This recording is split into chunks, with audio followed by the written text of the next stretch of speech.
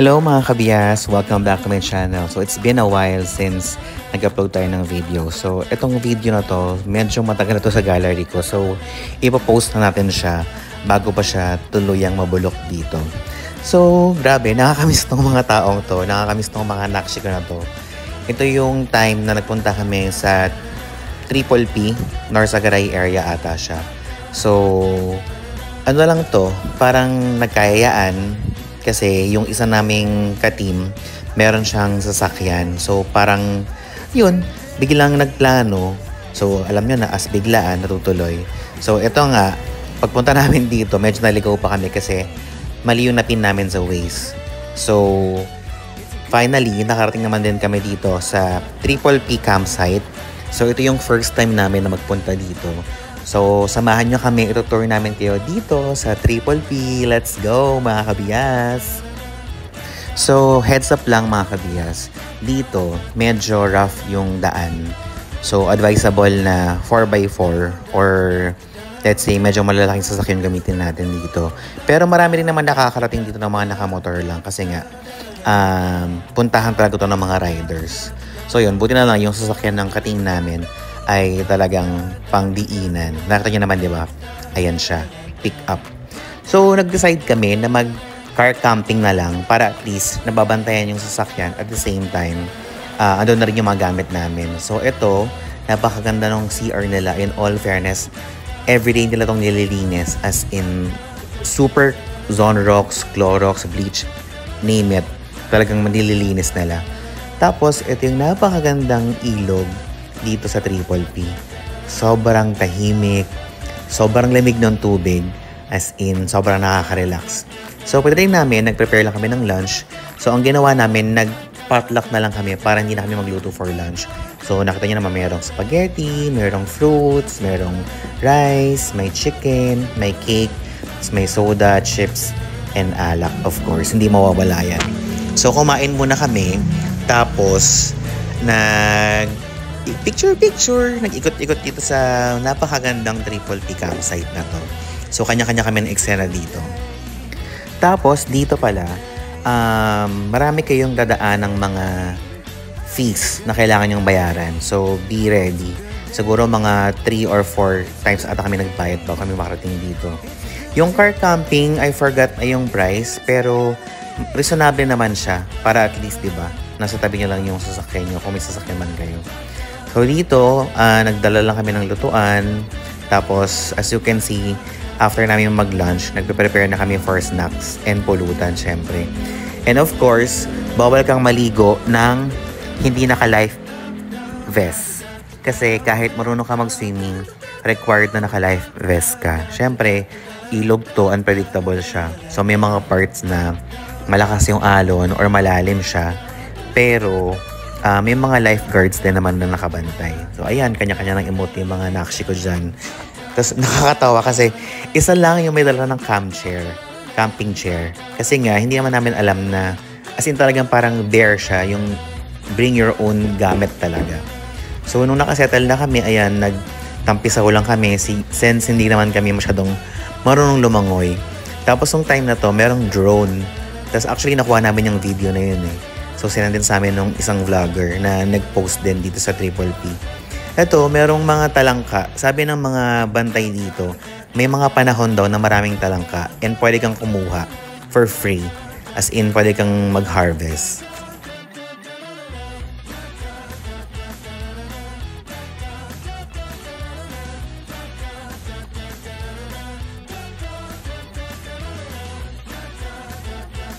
Grabe, sobrang namimiss ko talaga sila as in. Parang bigla akong naparelapse nung ipopost ko na tong video na to. Kailangan ko kasi siyang ipost kasi wala na ring memory yung phone ko. Anyway, walang sawang picture-picture at talaga namang in-enjoy namin yung view dito. Kasi sobrang nakaka-relax talaga siya. Nakakawala ng stress. Lalo na sa work namin before. Sobrang stressful siya.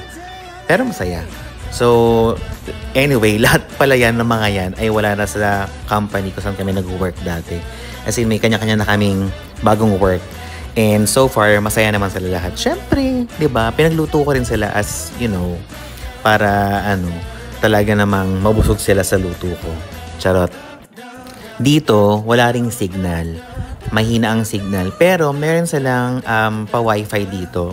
Bibili ka lang doon sa store nila. Tapos, pwede mo na siyang magamit for like, depende sa hours or let's say buong araw. So, ito yung isa sa mga pwede mong i-rent kapag pupunta ka din sa Triple P. Good thing na nagpunta kami weekdays kasi weekdays yung off namin nun. So, ang bait ng mga taga Triple P kasi pinahiram nila sa amin yung cottage na yun nang walang bayad. So, ito guys, kung nakikita nyo to, ito yung tatlong makukulit na mga nakshi ko na talagang naghihilaan sa gitna ng ilog. Palakasan na lang sila sa Guardian Angel. As in, ang kukulit itong mga to. Wala silang pagod. Parang may mga, alam mo yun, may mga kulit na talagang hindi mo talaga makontrol. Ayan, sila yun. Pero masaya, in all fairness naman.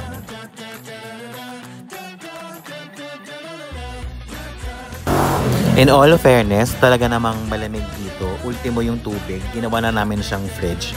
Kasi nga, malamig talaga yung tubig. Hindi naman siya malamok and wala naman masyadong mga insekto, ganyan. Or mga kakaibang hayop. Ganon. So, ayan, ngayon, nagkukuha na kami ng pang bonfire. Sabi ng taga Triple P, bawal daw mag-bonfire. Pero, inaalaw naman nila, basta lilinisin mo lang yung ginawa mong kalat na bonfire. Siyempre, walang camping kung walang bonfire. Diba? So, ayun na yung mga nakshi ko, talaga namang effort sila sa pagkuha ng mga pangsiga, panggatong, para lang talagang ma-achieve nila yung camping feels at talagang nagre-ready sila for bonfire. O diba, tulong-tulong, kanya-kanyang eksena, kanya-kanyang kuha ng mga bagay-bagay para lang talaga mabuo yung bonfire namin. And in all fairness, hindi kami napagod yan ha, as in, talagang nag-e-enjoy lang kami ng mga time na yan. Tapos, eto, nililinis namin yung gilid kasi nga, para iwas ita. At diba? Pila pa siya naging elfa ba? At ang mga nakshi ko ay magpakabog sa kabilang campers. Talaga namang kailangan daw mas maganda yung bonfire namin. Diba? As comparative. So ayan, nakita niyo naman, diba? Successful naman yung aming bonfire. So pumalibot kami dyan, tapos nagkwentuhan, ng buhay-buhay, plano sa future, kung sabay-sabay ba kami mag-resign nung time na yun. Pero parang gano'n na nga yung nangyari. Pero ang init niyan, in all fairness, kasi ang lapit namin. Nung time na to, bawal akong uminom, kaya kape lang yung iniinom ko. Kasi meron akong vertigo nung time na yan. Tapos ito na, the next day, sobrang baba ng tubig. Tapos sobrang lamig. As in, sobrang lamig dito. As in, parang papunta na sa Baguio feels. Yung uusok na yung bibig mo. Ganon yung feeling. Maayos naman kami nakatulog. Though, syempre, iba yung tulog sa bahay. Pero, in all fairness naman, nakatulog naman kami ng maayos dito. Tapos, ito na yung mga neneng B nung team namin. Talaga namang, nagpe-prepare sila ng breakfast. So, meron kaming burger nung time na yan. Kasi yan yung magiging breakfast namin for today's video. So, syempre, hindi pa rin magsasawa sa kakaligo. Etong si Kurt, sobrang hilig sa tubig. Hindi ko alam kung bakit. Baka dati siyang sirena nung past life niya. O di kaya naman, siya yung may-ari ng brilyante ng tubig. Though, siya yung pinaka-bunso sa amin. Pero, alam mo yun, para siyang bata na pag nakakita ng tubig, talagang lalangoy kahit hindi pa ko bakain or kararating mo lang sa resort, yung mga ganong feeling.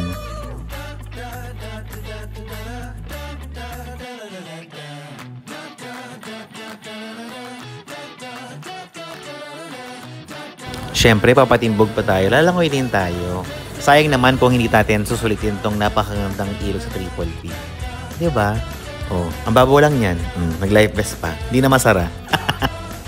Tapos meron pang nakakatawang story dito. Yung isa naming kating, yung may-ari ng sasakyan, inarod yung tsinelas niya. So, ang ending, nilet go niya na yung tsinelas niya. Tapos pumili na siya ng bago. Tapos, yung kabilang camper sa dulo, nakita yung tsinelas niya. So, nabalik. Diba? Ang galing lang. Wala lang.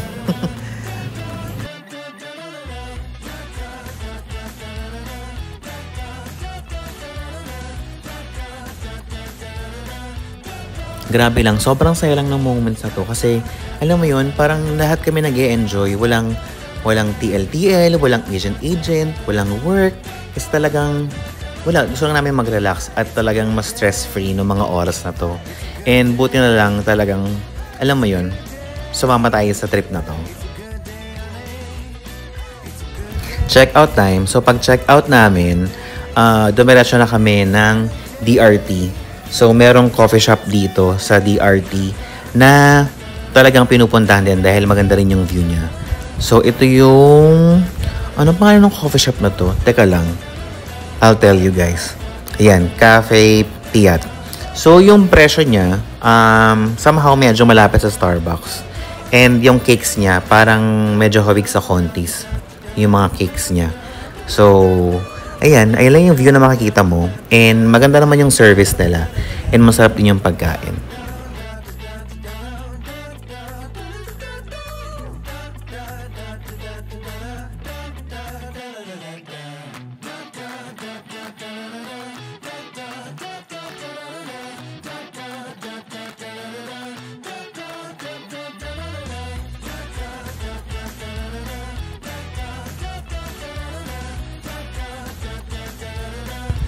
So ayan, nagpapanggap tayong vlogger.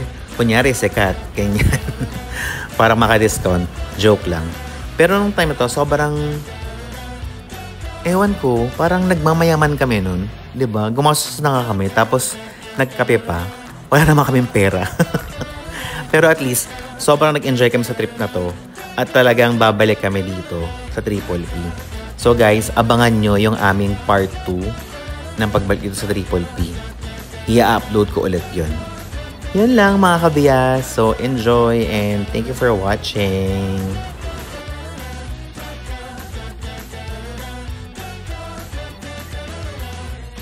It's a good day. It's a good day. It's a good day. It's a good day, honey. It's a good day. It's a good day. It's a good day. It's a good day, honey.